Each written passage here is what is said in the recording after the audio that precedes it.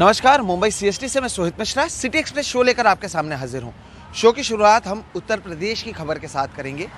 UP के सहारनपुर में हुई हिंसा के 2 आरोपियों के घरों को ढहाए जाने के अगले दिन बुलडोजरों ने प्रयागराज के एक नेता के घर को ढहाया। इस नेता पर शुक्रवार को हुई हिंसा को भड़काने और उसका नेतृत्व करने का आरोप है।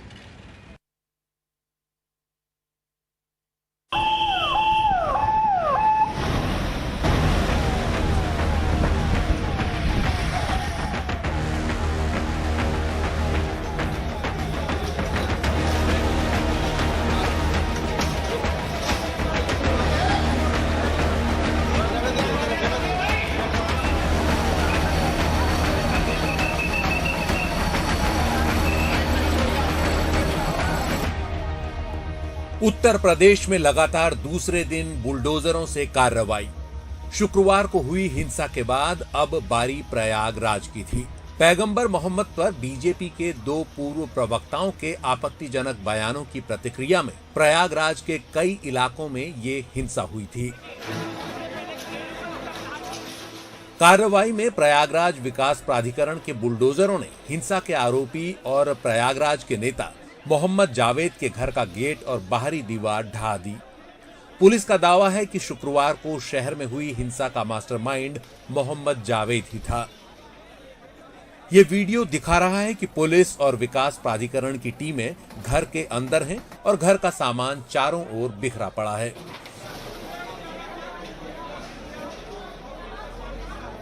प्रयागराज में ये कार्रवाई उत्तर प्रदेश के मुख्यमंत्री योगी आदित्यनाथ के उस ट्वीट के कुछ ही घंटे बाद हुई जिसमें बुलडोजरों की कार्रवाई को जारी रखने की बात कही गई थी। लेकिन सवाल यह है कि क्या प्रयागराज में निर्माण गिराने की ये कार्रवाई कानून के हिसाब से ठीक है? बुलडोजर की कार्रवाई प्रयागराज डेवलपमेंट अथॉरिटी के द्वारा कानून को फॉलो करते हुए की जा रही है। वहाँ व्यापक पुलिस प्रबंध इसलिए कराए गए हैं कि पिछले शुक्रवार को जुमे की नमाज के बाद से वहाँ काफ़ी लोग उपद्रव पे उतारू हो गए थे, भीड़ हिंसक भी हो गई थी। इससे पहले प्रयागराज विकास प्राधिकरण ने बीती रात आरोपी नेता के घर एक नोटिस चिपकाया था जिसमें दावा किया गया कि मोहम्मद जावेद अवैध अतिक्रमण को लेकर इस साल मई में दिए गए नोटिस का जवाब देने में नाकाम रहे हैं। मई के नोटिस में मोहम्मद जावेद को 9 जून तक खुद अवैध अतिक्रमण हटाने को कहा गया था। ऐसा न करने पर फाइनल नोटिस में उन्हें 12 जून सुबह 11 बजे तक घर खाली करने का आदेश दिया गया। इससे पहले शनिवार को यूपी के ही सहारनपुर में निगम की टीमों ने पुलिस की निगरानी में ऐसी ही हिंसा के 2 आरोपियों के घर गिरा दिए। कानपुर में भी मकान ढहाने की ऐसी ही कार्रवाई हुई जहां 3 जून को इसी मुद्दे पर हिंसा और पत्थरबाजी हुई थी। प्रयागराज से नितिन गुप्ता और आलोक पांडे के साथ अजय सिंह की रिपोर्ट, एनडीटीवी इंडिया। प्रयागराज में हुई हिंसा के मामले में जावेद मोहम्मद का नाम सामने आया है। कौन है ये जावेद मोहम्मद, जान लेते हैं। जावेद मोहम्मद प्रयागराज का राजनीतिक कार्यकर्ता है। वो वेलफेयर पार्टी ऑफ इंडिया का नेता है। शुक्रवार की हिंसा का मास्टरमाइंड होने के आरोप में उसे गिरफ्तार किया गया है।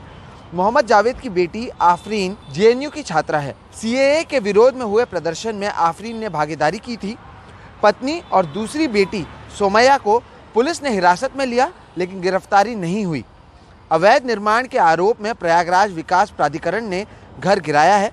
प्राधिकरण का दावा है कि 10 मई को नोटिस दिया गया था और जावेद के परिवार का दावा है कि कोई नोटिस नहीं मिला। प्रयागराज में मुख्य आरोपी के घर पर चले बुलडोजर के मामले में नया मोड़ आया है। अधिवक्ता मंच से जुड़े कई वकीलों ने हाईकोर्ट के चीफ जस्टिस को चिट्ठी लिखी है। वकीलों का कहना है कि जिस घर को गिराया गया है जावेद मोहम्मद उस घर का मालिक नहीं है। जावेद मोहम्मद की पत्नी के नाम पर वो घर है और ये कार्रवाई गैर कानूनी है और अवैध निर्माण का पहले नोटिस नहीं दिया गया था। मुस्लिम पर्सनल लॉ के हिसाब से अगर कोई भी जायदाद किसी औरत के नाम एक्सक्लूसिव ओनरशिप में जाती है तो उसमें उसके पति का कोई हिस्सा नहीं होता उसके जीवन काल तक। और जितने भी नगर निगम की हमारे पास रसीदें हैं उसमें उस प्रॉपर्टी की मालिक परवीन फातिमा है। नोटिस जावेद मोहम्मद को दिया गया और मकान परवीन फातिमा का गिराया गया। ये एक ऐसी गैर कानूनी कार्रवाई हुई है, जिसको हम अदालत में इलाहाबाद हाई कोर्ट से सुप्रीम कोर्ट तक ले जाएंगे और न सिर्फ उस घर को दोबारा बनवाएंगे एडीए से, बल्कि इन अधिकारियों को हम लोग जेल भी भिजवाएंगे। देखिए, ये बात समझना बहुत जरूरी है कि अचानक से हमारा घर अवैध कैसे हो गया। जब हमारे घर में हर बार हम लोग वाटर टैक्स, हाउस टैक्स, हर चीज पे कर रहे थे, तो वो अचानक से बिना किसी नोटिस के एक दिन के अंदर ही अंदर अवैध हो गया। नोटिस छपी और एक दिन के अंदर ही अंदर वो टूट गया, उसको पूरा तोड़ दिया गया। ये सब 12 घंटे के अंदर हुआ है। इससे पहले ना ही हमारे घर में कभी कोई नोटिस आई, ना ही हम लोग को कभी कुछ बताया गया कि ऐसा है, ऐसा नहीं है। ये घर हमारी अम्मी के नाम पे था, मेरी मदर के नाम पे, जो मेरे नाना ने उनको गिफ्ट के तौर पे दिया गया था। इसमें ना ही हमारे अब्बा का कोई हाथ था। ये गिफ्ट हमारी अम्मा, मतलब जमीन हमारे अम्मा की थी और उसको अवैध बताकर इन्होंने तोड़ दिया। आरएसएस से जुड़े मौलाना शोएब कासमी और उनके संगठन ने रविवार के दिन प्रेस कॉन्फ्रेंस कर यह आरोप लगाया कि 10 जून को मोहम्मद साहब पर दिए गए बयान के बाद जो हिंसा हुई है उसके लिए कई मुस्लिम नेता शामिल हैं और वो जल्द ही इनके खिलाफ फतवा जारी करेंगे। पैगंबर मोहम्मद पर बीजेपी के 2 पूर्व प्रवक्ताओं के आपत्तिजनक बयानों के बाद बीते शुक्रवार को हुई हिंसा पर रविवार को राष्ट्रीय स्वयंसेवक संघ के करीबी संगठन जमात उलमाए हिंद ने मोर्चा खोल दिया। संगठन के मौलाना शोएब कासमी ने हिंसा के लिए जमीयत उलमाए हिंद के मौलाना मदनी और AIMIM के असदुद्दीन ओवैसी जैसे नेताओं को जिम्मेदार बताया। कहा ये वो लोग हैं जो हिंसा करवाते हैं, जिसमें निर्दोष मुसलमान फंसते हैं। संगठन के मुताबिक 10 जून को हुई हिंसा और प्रदर्शन भारत की छवि खराब करने की ऐसी ही साजिश का नतीजा है।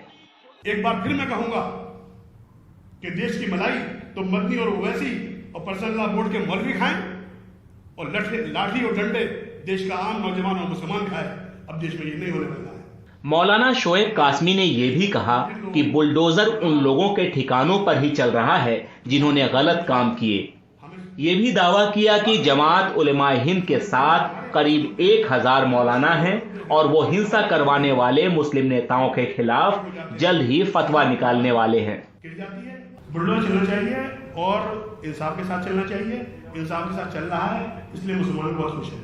हमने 1000 से ज्यादा उलमा इकराम के दस्तखत भी करवाए हैं और पूरे मुल्क से इमामों के, उलमा के दस्तखत दिल्ली आने वाले हैं और उनको भी जारी किया जाएगा।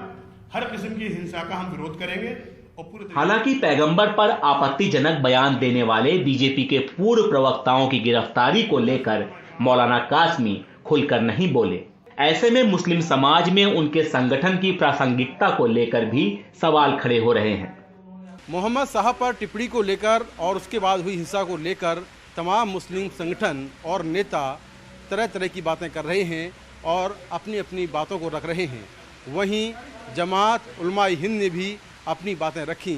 हालांकि ये आरोप लगाया जा रहा है कि ये लोग बिल्कुल वैसी ही बातें कर रहे हैं जैसा आमतौर पर बीजेपी के नेता करते हैं।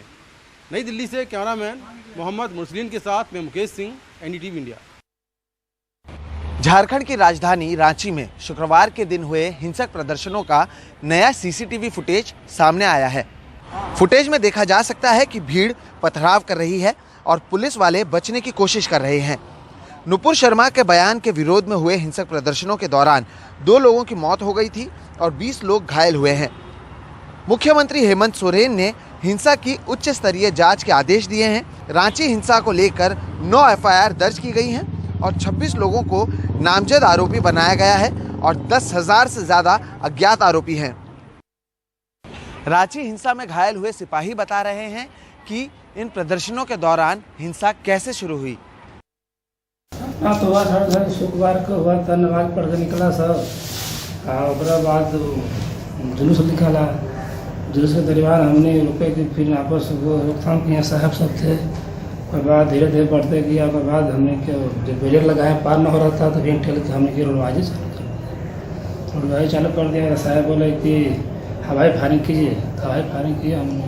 वही बीच में होने से फिर भगदौड़ हुआ, उधर से भागे हुआ तो लग गया, हम ढेला लग गया। कैसे बना ये इंजरी कैसे हुआ? हाँ, यही तो उसके बाद फिर हुआ सब भागा हुआ। अच्छा, अभी आपका बुलेट तो निकाल दिया है? हाँ, बुलेट निकल गया है। अभी बुलेट आया कहाँ से? यही तो पता नहीं लगा सर, लगता है कि पिस्टल ले ले होगा। तो भीड़ से ही गोली चल रहा था? हाँ, साइड छिपा साइड था, उस साइड में होगा। इस पूरे मामले में रांची के एसएसपी एसके झा से बात की हमारे नेशनल एडिटर मनीष कुमार ने। जैसे कि आपने दर्शकों को दिखाया भी होगा, आप देख ही पा रहे हैं, एयरपोर्ट बिल्कुल सामान्य है और यहाँ के लोग बहुत ही अमन पसंद चाहने वाले हैं और लोगों का कोऑपरेट मिल रहा है, काफ़ी हेल्प मिल रहा है।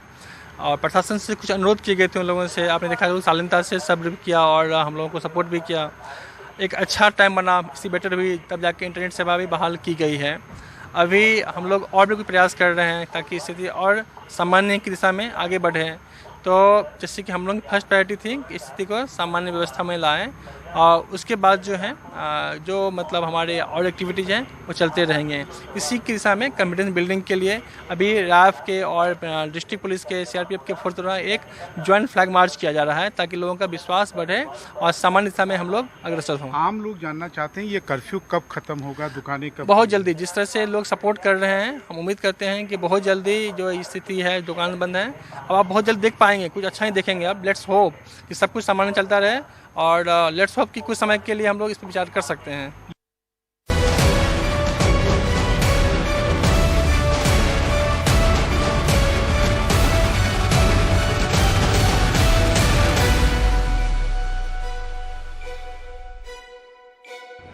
जम्मू कश्मीर के पुलवामा में सुरक्षा बलों के साथ हुई मुठभेड़ में 3 आतंकी मार गिराए गए। ये मुठभेड़ द्रबगाम इलाके में हुई। कश्मीर पुलिस ने ट्वीट कर इसकी जानकारी दी। मारे गए आतंकी स्थानीय थे और लश्कर-ए-तैयबा से जुड़े थे। मारे गए आतंकियों में से एक शहीद पुलिसकर्मी रियाज अहमद की हत्या में शामिल था। मारे गए तीनों आतंकी स्थानीय नागरिक हैं। कल शाम में एसएसपी पुलवामा को एक इन्फॉर्मेशन मिला था कि दरबगांव गांव में लश्कर-ए-तैयबा के 3 टेररिस्ट छिपे हुए हैं। आर्मी, सीआरपी, पुलिस मिलकर कॉर्डन डाला।